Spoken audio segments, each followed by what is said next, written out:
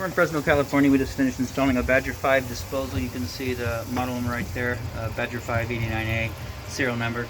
1-year warranty from InSync Aerator. They had a lot of things going on in here. They had an old abandoned RO system tied into the waste over here, and so we took that out. And then they had multiple connectors, stainless steel bands, Calder couplings, all that. So we just took everything back out.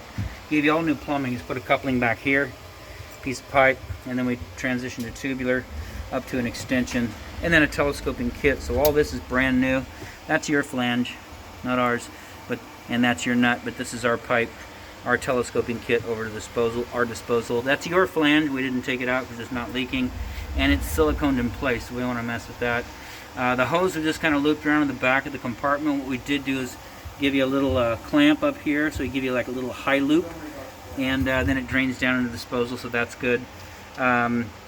The waste coming out of the wall is backgraded, so when it comes out of the wall it's going down, and so we just put a little support right there.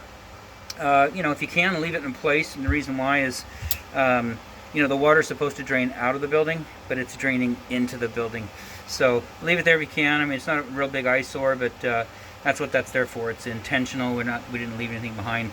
Plus, if you take that out of the way, it's going to pull down on all these fittings right here, and something could pop loose. So anyways, everything down here looks good. Outside of that, this installation is done.